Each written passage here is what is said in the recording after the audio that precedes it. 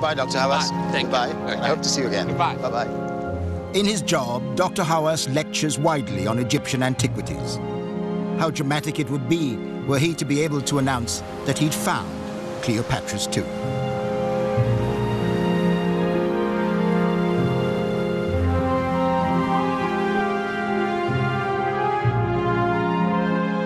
At the peak of its powers, Egypt dominated the region, and the island I was going to next was once an important part of its empire, Cyprus. Fought over by successive powers throughout the ages, its position in the eastern Mediterranean made it a natural target.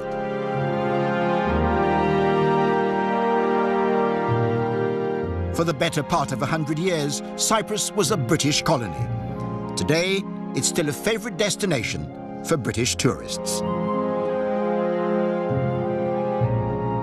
But modern history has not been kind to Cyprus. In 1974, the island was torn apart by a Turkish invasion after a Greek-backed coup. After ferocious fighting, a ceasefire was declared. But the invasion left Cyprus a bitterly divided island.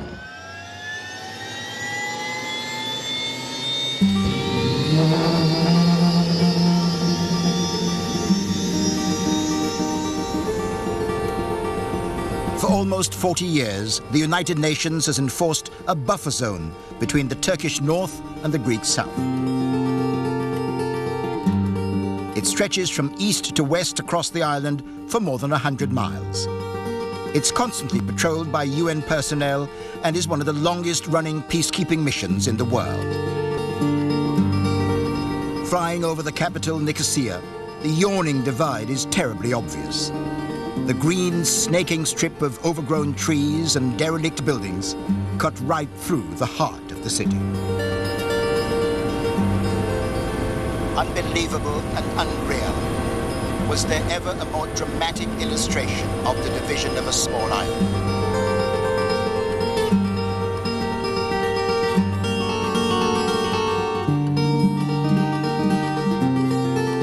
We were one of the very few people to be allowed to film inside this no man's land since the fighting ended in August 1974. It's a place in which time has stopped.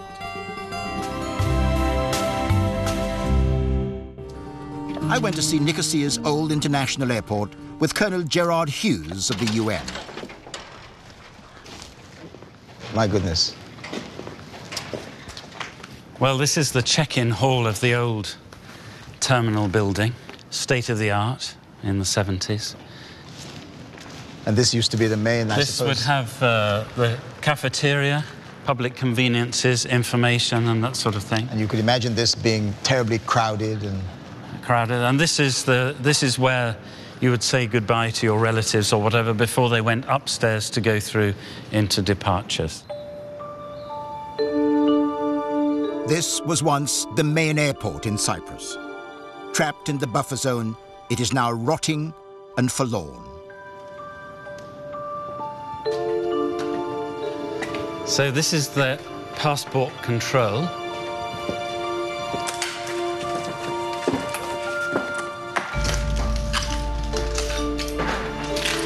So this is where there would have been a crowd of people waiting to board their planes. Yes. The pigeons have done quite a job here.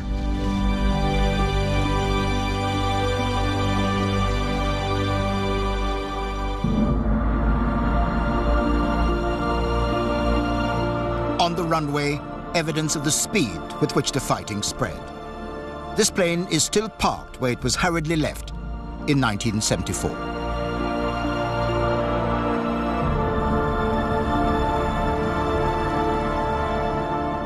Leaving the airport and the buffer zone, we made our way into the normality of downtown Nicosia. This is very, very odd because you are going through a busy city centre here, Nicosia, with people going about daily chores, their daily lives.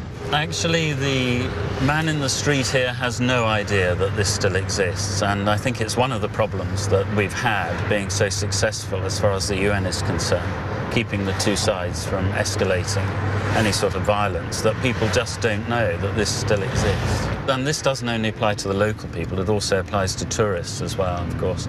I don't think that most tourists coming to Cyprus have any idea at all. If they did know anything about it, the comparison tourists might be able to make is of driving down a busy London street and turning off to find an area closed off and guarded and pockmarked by gunfire. As we re-entered the buffer zone, it was difficult to imagine that this was once a place of bustling activity, like the rest of the city.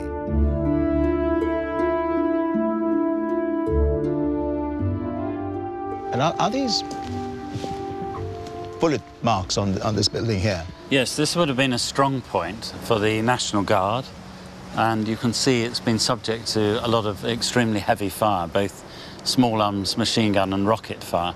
It gives you an idea of the intensity of the fighting at close quarters here. Yes, and the fighting in the centre of the city was very intense.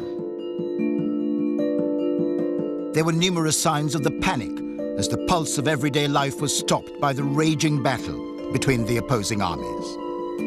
Homes and household items were abandoned as families fled in fear of their lives.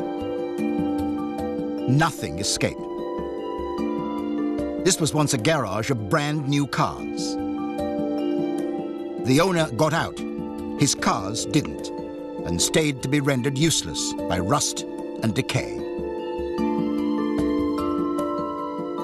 Are there civilian population still very close by? Yes, this is the Ledra Street, which is the second biggest shopping street in Nicosia, and people can cross now from the south into the north, and this is the crossing point. So this suddenly, all this bit is suddenly lost, and now you are back into, well, what looks a little bit like modern civilization. If you were to turn up here, you would be in normality. Yes.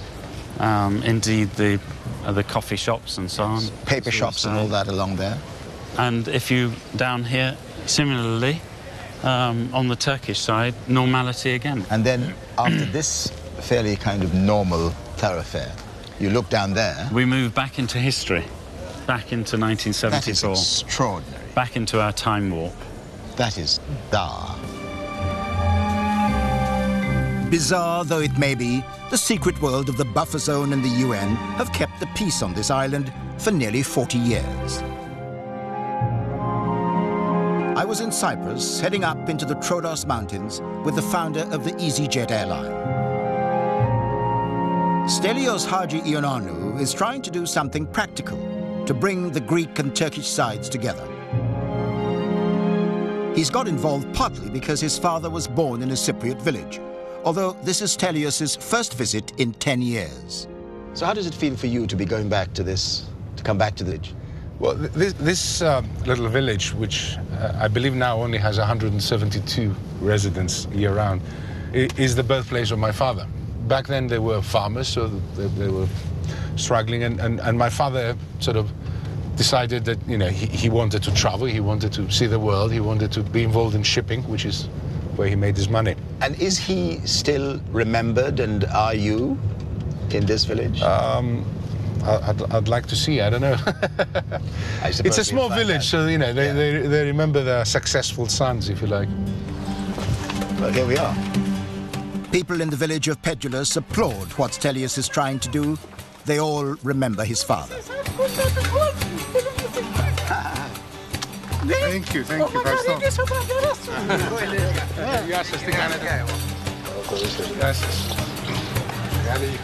The local mayor led us to the small house where Stelios' father grew up. Salon here. And this is the house? And this is house number 7. Well, what does it do to you to come and look at it and think back what your father has achieved from this very humble beginning? I've always been... I always admired people who started from nothing, because I'm not self-made. So I always feel guilty that I started with help from him. I think it's amazing to see someone who's truly self-made, from this to a big shipping company. So all-embracing was the welcome that I was swept along in its wake. Oops, yes. So what is this? What am I drinking here? You are drinking... Cyprus whiskey. No. Cyprus whiskey. No, it's... Sivania. It's true spirit. It comes out from grapes. Yes. True spirit. It sounds more like Cyprus firewater. Yeah.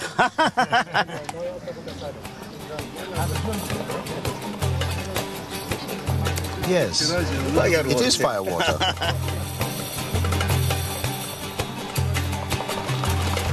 Even in this friendly, peaceful village, it's never entirely possible to forget the bitterness and the mutual suspicion that scars Cyprus today.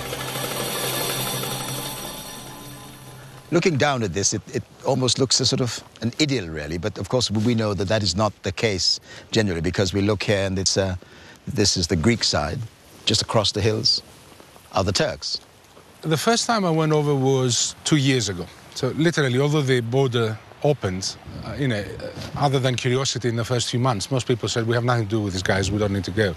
And I still have relatives who said, we will never go. Now, obviously, I live abroad, so it's easier for me to sort of venture on the other side and see what's going on. And, the biggest problem of a divide and no interaction is that you tend to lionize the other side and you think they eat babies for breakfast, that sort of thing. So it's quite useful to actually go and see they're real people, normal people that have needs and aspirations. It's amazing to even talk in these terms, really, isn't it?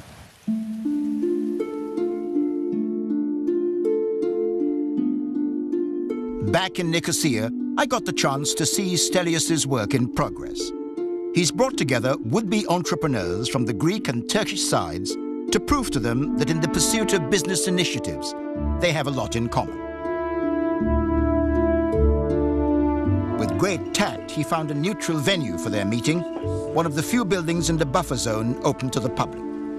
How nice of you to come. Join us. Good to see you. Stelios's big idea is to offer generous financial grants to Greek and Turkish Cypriots to set up new companies to benefit them both. We envy you for the fact that you were able to dole out these sums of money to no doubt quite deserving people. Two of those who received grants were Izit Zorlu, a Turkish Cypriot, and Statis Papastasio, a Greek Cypriot. I could never believe myself to work with a Turkish Cypriot. It was like, okay, we are supposed to be enemies. I still have problems convincing my grandmother that Greek Cypriots can be good friends. Really? They started up the first hire car company that allows customers to take a vehicle and to cross from one side of the divide to the other. We were about to do just that and to drive into Turkish northern Cyprus. How difficult was it before to cross as we are doing today? Well, it was basically impossible. You have to go to the government, get a special permission in order to cross from north to south, and I would say the similar thing from south to north as well.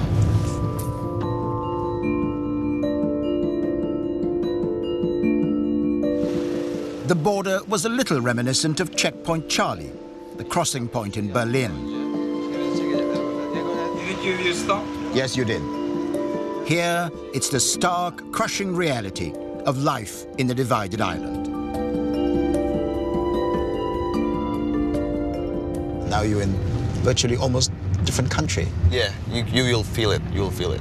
Statis, what do you think about that when you come by here and see that Turkish Cypriot flag? I don't like it very much. I mean, it's not Turkish or anybody. It's Cyprus. It's for Cypriots. Not too much changes visibly as you move from south to north. The northern mountain range, which sweeps down to the coast, dotted with idyllic towns like Kyrenia, are as beautiful as anything in the south.